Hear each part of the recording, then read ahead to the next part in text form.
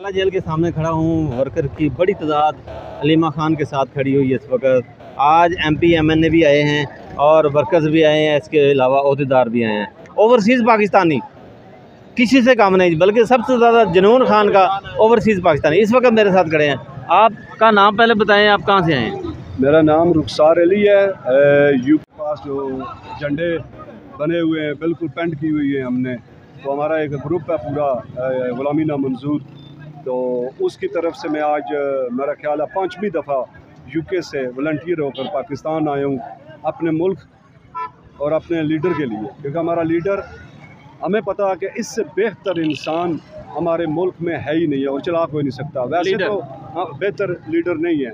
वैसे ये जितने भी अभी फार्म 47 वाले हैं, इनको अगर आप कहें कि ये अवाम में बाहर निकलें, तो मेरा ख्याल है एक रेडी वाले के पास भी अगर ये जाएं तो सिर्फ इनको उधर से बेइज्जती और जूते ही पड़ेंगे। ये हालात हैं। ये इलेक्शन मुलतवी इसीलिए किया ना, इलेक्शन मुलतवी इसी किया, अगर वोट डालने के लिए कोई नहीं आएगा, क्या कहेंगे? और उसके बाद मैं सुबह का आया हूँ 11 बजे का अलीमा आपा के साथ अपनी इज़हार यकजहती कर रहा हूँ और मैं UK से आया हूँ। और उसके बाद मेरे साथ इधर बड़े मुझे धक्के मारे गए पुलिस वाले।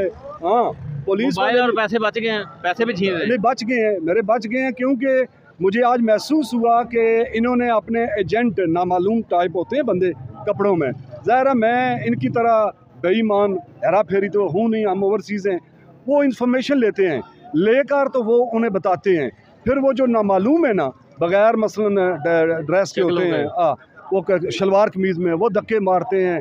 2 बंदे मेरे साथ थे, एक को मारा, वो बेचारा गिरा, उसकी ये बाजू फ्रैक्चर हो गया, एक उसके कपड़े भी फाड़ दिए, एक और को इन्होंने मारा है, धक्के नहीं मारे, मगर मैं नहीं झूठ बोलता, मेरे साथ मेरा ड्राइवर था, उसे धक्के मारे हैं, उससे उधर भी भगा दिया, मुझे उन्होंने खींच कर इधर पीछे खींच लिया।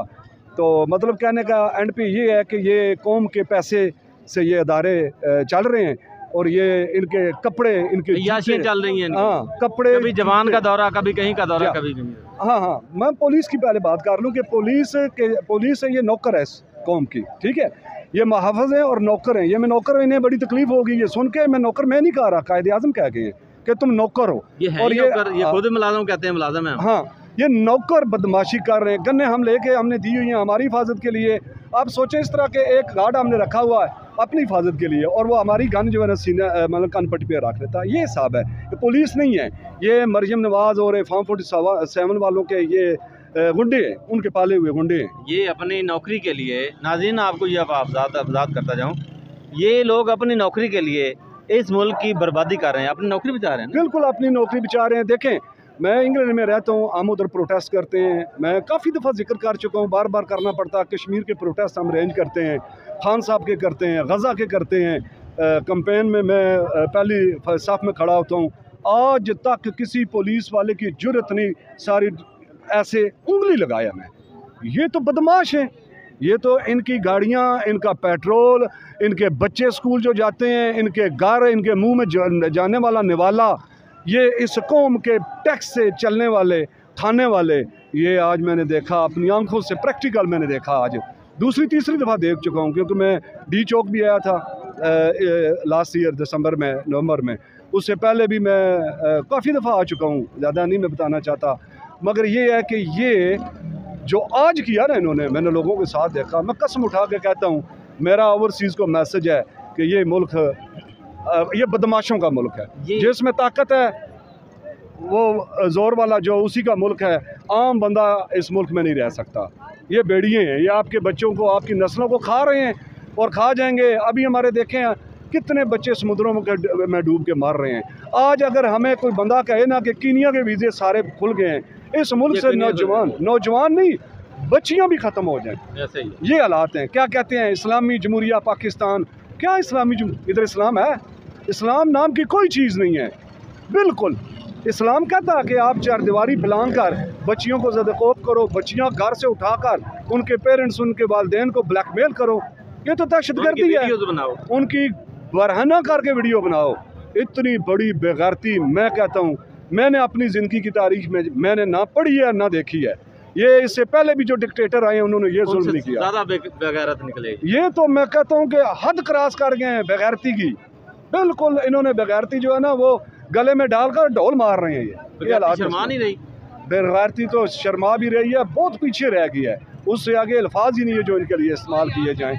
ये देखें अभी कितनी पुलिस है, इस पुलिस को हमने मुहफ़्फ़ज़ बनाया हुआ है। अगर कोई अभी केस हो जाता, थानों में पुलिस नहीं है, सारी पुलिस दरख्तों के नीचे प्लाटों में आगे पीछे लेटे हुए हैं बेचारे। हाँ, मेरी हमदर्दी भी एक तरह से इनसे है। इनकी 8 घंटे 10 घंटे की ड्यूटी है, 20-20 घंटे इनको गधे की तरह, अभी कुछ यही है, गधों की तरह इस पुलिस को इस्तेमाल कर रहे हैं। लोगों से पैसे भी तो छीनते हैं ना। हाँ, आज एक बुजुर्ग थे इधर, उन्होंने कहा कि मेरा 8,000 रुपया मेरा छीना ने 2 मोबाइल छीन लिया।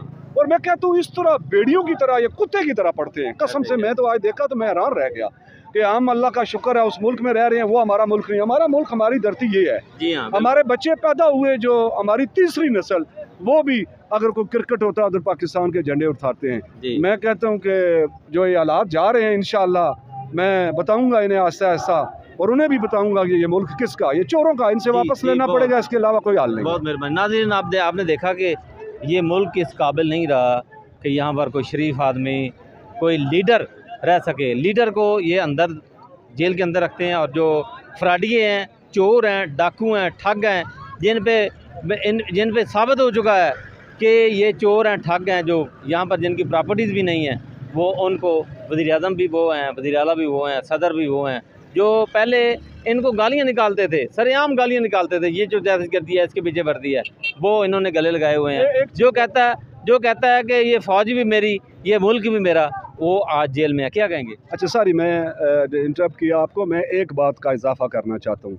मैं अपनी कौम से पूछना चाहता हूँ, पाकिस्तानी नौजवानों से पूछना चाहता हूँ कि जरदारी भी चोर था, नवाज भी चोर था, शहबाज भी चोर था, ठीक है, मरजम भी, फाइलें दी हैं इन्होंने, फाइलें। अच्छा, डिक्लेयर हैं ये। और अब तोशा खाना के माइनर जिसमें क्लियर हो गया, अब उन केसों में खान को बेगुनाह अंदर रखा हुआ है। असल वजह ये है, मैं अपनी कौम को बताना चाहता हूँ, चोर ये छोटे हैं, ये जिस तरह नहीं होता, वो क्या कहते हैं, छोटी छोटी मच्छियाँ होती हैं, ये इस तरह हैं। असल जो क्रोकोडाइल है ना, जो मगरमच्छ है, वो कोई और है। फिर मुझे अब ये जाहिर हो रहा है कि ये मिलकर एक, जिस तरह स्पाइडर वेब नहीं होता बना हुआ, इस तरह ये मुल्क के ऊपर बना हुआ है। ये सारे इंटरलिंक्ड है, मतलब कनेक्टेड है एक दूसरे से, सब चोर। और ये सब चोर मिलकर अब खान साहब को बंद करके इस कौम को दबाना चाहते हैं कि हमारा जो खाना हराम है वो बंद ना हो। अगली बात मैं करता हूँ कि देखें, हमने वोट दिया है फार्म 45 को, उन बंदों को दिया। अभी ये वोट जो है फार्म 47 वालों को गया, वो हारे हुए हैं। अच्छा, जो हारे हुए हैं उनका पैसा जो तनख्वाह हमारे टैक्स की ले रहे हैं, मैं आपसे पूछता हूँ, हराम है हलाल है? हराम है ना? हलाल है। नहीं, हराम है ना? यहाँ हलाल है जी। अच्छा सॉरी, आप पहले कहते थे ये मुल्क, अब मुल्क आप बदल गया। अच्छा, और यहाँ उनके लिए हलाल है। हलाल, अच्छा, अनदर वे हलाल है, उनके लिए हलाल है। मगर हमारा जो टैक्स है ना, वो हम ये कहते हैं कि हराम खा रहे हैं। फॉर्म 47 वाले सब मिलकर हराम खा रहे हैं, अपनी औलादों को हराम खिला रहे हैं। प्रोटोकॉल हराम, खाना हराम, औलाद को खिलाना हराम, उनका पढ़ाना हराम। क्योंकि आप फॉर्म 47 वाले जाली पेपरों पे आए हैं, असल जीते हुए फॉर्म